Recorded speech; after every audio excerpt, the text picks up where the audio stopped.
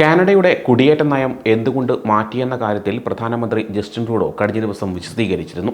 പുതിയ കുടിയേറ്റ നയം വളരെ ലളിതവും സത്യസന്ധവുമാണെന്നാണ് അദ്ദേഹം വിശദീകരിച്ചത്.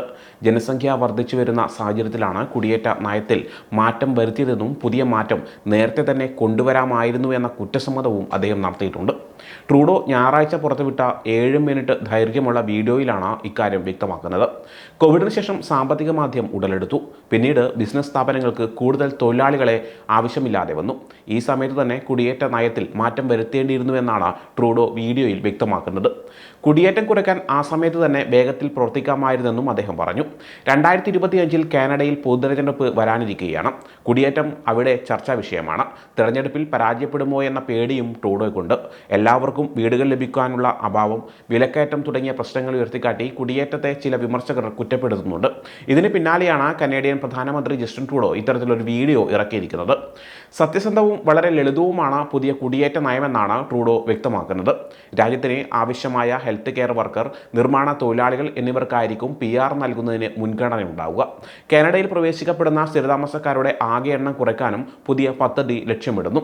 2025 3,95,000 പേരെ പ്രവേശിപ്പിക്കുക എന്നതാണ് ലക്ഷ്യം. ഇത് ഈ വർഷം പ്രതീക്ഷിക്കുന്ന 4,85,000-ത്തേക്കാൾ 20% കുറവാണെന്നും ജസ്റ്റിൻ ട്രൂഡോ പറഞ്ഞു. പുതിയ കുടിയേറ്റ പദ്ധതിയിലൂടെ അന്താരാഷ്ട്ര വിദ്യാർത്ഥികൾ, വിദേശ തൊഴിലാളികൾ തുടങ്ങിയ താൽക്കാലിക കുടിയേറ്റക്കാരുടെ എണ്ണവും കുറയ്ക്കും.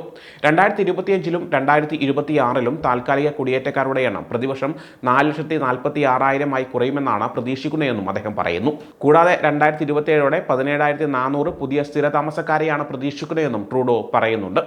COVID-19 പാൻഡമിക്കിന് ശേഷം തൊഴിൽ വിപണിയെ ശക്തിപ്പെടുത്തുന്നതിനും മാന്ദ്യം തടയുന്നതിനുമായി കാനഡ കുടിയേറ്റം വർദ്ധിപ്പിച്ചതായിരുന്നു. എന്നാൽ ചില ആളുകളും ബിസിനസ് സ്ഥാപനങ്ങളും ഈ പദ്ധതിയെ സാമ്പത്തിക നേട്ടത്തിനായി ചൂഷണം ചെയ്തിട്ടുണ്ടെന്നും ട്രൂഡോ വീഡിയോയിൽ സമ്മതിക്കുന്നുണ്ട്. ചില വൻകിട കമ്പനികൾ ഈ സംവിധാനം അന്യായമായി ഉപയോഗിച്ചു. കൂടുതൽ പണം സമ്പാദിക്കാൻ അന്താരാഷ്ട്ര വിദ്യാർത്ഥി പ്രോഗ്രാമുകൾ ദുരുപയോഗം ചെയ്യുന്ന കോളേജുകളെയും സർവകലാശാലകളെയും അദ്ദേഹം വിമർശിക്കുകയും ചെയ്യുന്നുണ്ട്. പൗരത്വം നേടുമെന്ന തെറ്റായ വാഗ്ദാനങ്ങൾ നൽകി കുടിയേറ്റക്കാരെ കബളിപ്പിക്കുന്ന തട്ടിപ്പുകാരെക്കുറിച്ചും അദ്ദേഹം വീഡിയോയിൽ പറയുന്നുണ്ട്. കുടിയേറ്റം തടയുന്നതിന് ശക്തമായ പദ്ധതികളാണ് കാനഡ നടപ്പിലാക്കിക്കൊണ്ടിരിക്കുന്നത്. അതിവേഗ സ്റ്റുഡൻറ് വിസ പ്രോസസ്സിംഗ് രീതിയായ സ്റ്റുഡൻറ് ഡയറക്റ്റ് സ്ട്രീം ഇതിനിടെ കാനഡ പിൻവലിച്ചിരുന്നു. കുടിയേറ്റം കുറയ്ക്കുന്നതുമായി ബന്ധപ്പെട്ടായിരുന്നു കാനഡയുടെ ഈ മാറ്റം.